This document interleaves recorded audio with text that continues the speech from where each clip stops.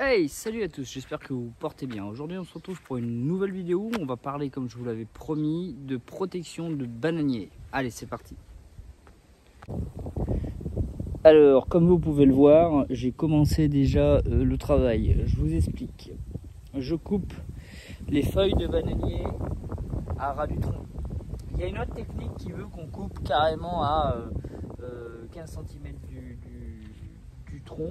Moi j'ai envie de tester cette technique là, parce que ça m'embête un peu de perdre toute cette croissance qui a déjà été effectuée. On doit être à peu près à 90 cm, un truc comme ça ici, et là-bas un bon mètre 5 je pense, il va y avoir, ouais, à peu près ça. Donc on a ici trois bananiers, je ne vois pas trop, je vais vous le cadrer un peu mieux, voilà. Celui-ci et le titou qui est là, voilà. Il y a une toute petite excroissance sur le côté, mais bon, on va pas en parler plus que ça.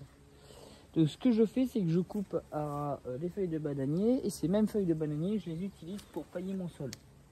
Au préalable, j'ai déjà fait une couche de, on le voit, de paille. Donc là, on a encore de la bourrache qui, elle, puisqu'elle avait servi de paillage, bah, elle s'est ensemencée et elle est repartie. Donc je la laisse, hein, c'est une protection naturelle. Hein. C'est pas très grave, et puis ça permet aux abeilles de pouvoir récolter encore un tout petit peu, mais pas beaucoup, quoi. Donc je coupe une première fois, je paille une première fois bien sûr avant, je paille mes feuilles de bananier au pied de mes bananiers, et là je vais en remettre une deuxième couche de paille. Allez, c'est parti.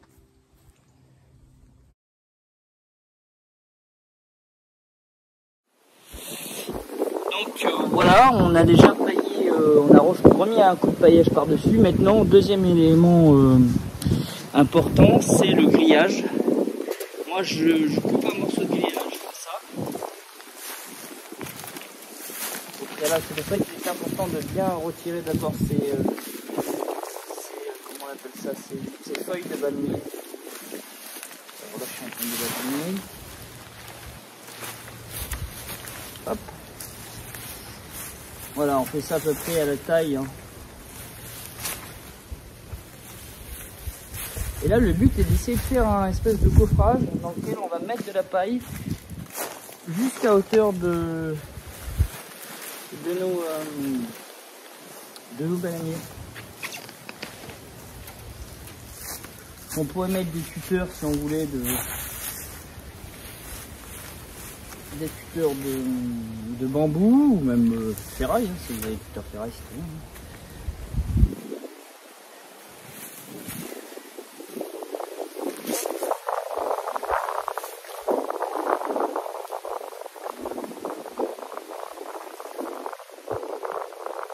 C'est pas très grave si ça rentre dans le centre. Là, on va essayer de l'attacher. L'utilité de conserver ce genre de ficelle. Voilà, à quoi ça sert. Alors, je vais essayer de parler un peu fort parce qu'à mon avis avec le vent, ça doit être un petit peu éloigné. Donc on fait un assemblage comme ça. Et ce qui peut être sympa aussi, c'est de mettre, et c'est pas sympa, c'est impératif, pour éviter que sur le dessus du tronc, je sais pas si on le voit à la caméra, sur les dessus de tronc ici ou là, ça gèle, il faut qu'on mette une coupole. Donc vous pouvez mettre très bien une soucoupe, un seau, quelque chose qui puisse éviter que l'eau s'infiltre dans le tronc. Donc là moi je vais prendre des soucoupes, je vais les poser et après je vais bourrer que de paille. Entre temps je vais couper à mi-hauteur, hein, pour pas qu'on ait un truc 15 mètres par 16 qui ressemble à rien. Voilà. Allez, c'est parti. Donc voilà, on se retrouve. J'ai mis 3 pots retournés de façon à limiter l'humidité, afin d'éviter que l'humidité pénètre dans le tronc et avec le gel vienne à faire exploser et endommager le palmier. Pas le palmier, le bananier, on va y arriver. J'ai coupé à hauteur quasi, j'aurais même pu tomber un cran de plus, hein, je pense que je le ferai. Le grillage. Voilà. Et puis l'avantage de mettre ces petits pots, c'est que ça donne un décalage entre le grillage et Et le bananier, ça évite de déchirer la plante. Voilà, maintenant je vais remplir en paille au maximum de ce que je puisse faire. Voilà. Donc le but c'est bien de l'aérer, hein, parce que sinon vous allez y passer 25 bottes, quoi.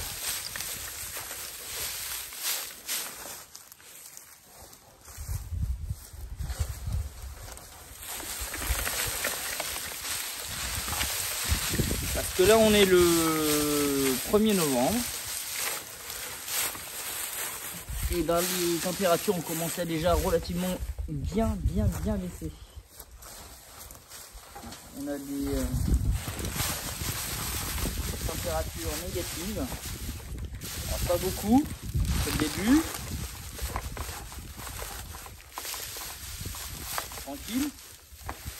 C'est le tout début, mais il faut prévoir. Hein, parce que c'est pas quand ça va commencer à faire -5, -6 que...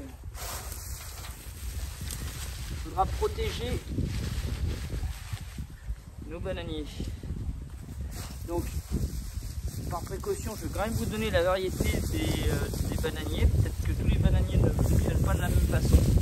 Je suis novice en la matière, hein, je ne fais que répéter ce que j'ai trouvé en enseignement chez Rustica.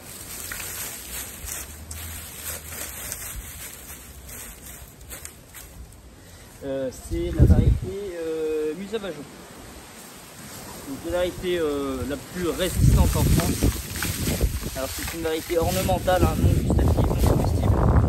Elle forme des bananes, mais des bananes pas comestibles. Moi je le veux par l'amplitude de ses feuilles, c'est ça qui m'intéresse.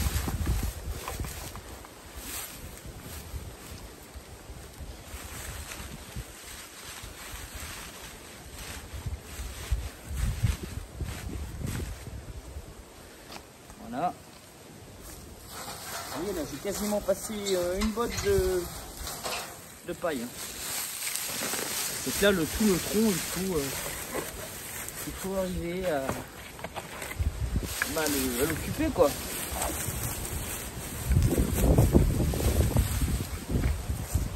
Faites bien gaffe, hein, sur les contours. Hein. Là, c'est le cas, on le voit. Le bananier n'est pas protégé.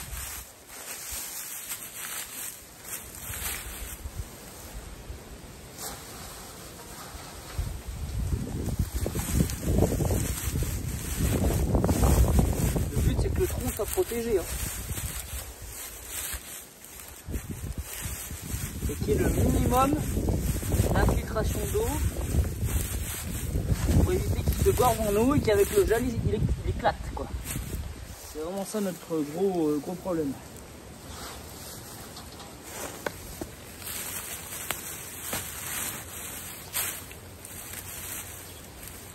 Notre gros souci, il est là.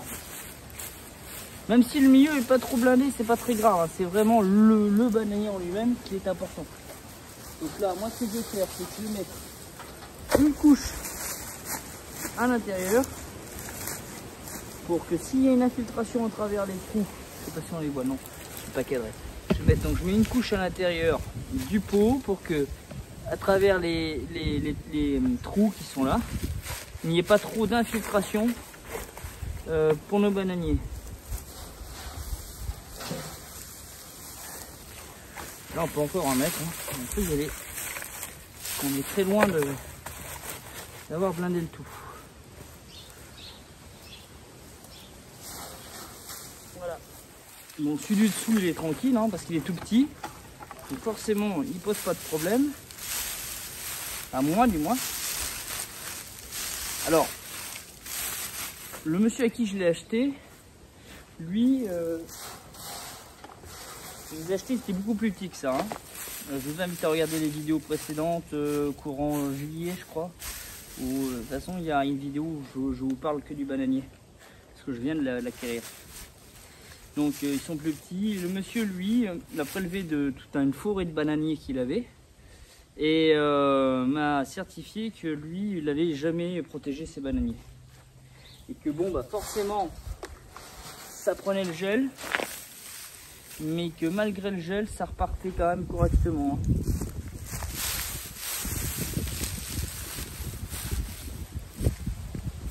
Donc là c'est les poules qui tirent la gueule. Tellement le foin, la paille disparaît, vraiment à leur usage. Sinon à leur profit, mais celui des plantes vertes, ça ne l'ira sur pas. Voilà, hein, toujours le même principe. On bourre à l'intérieur.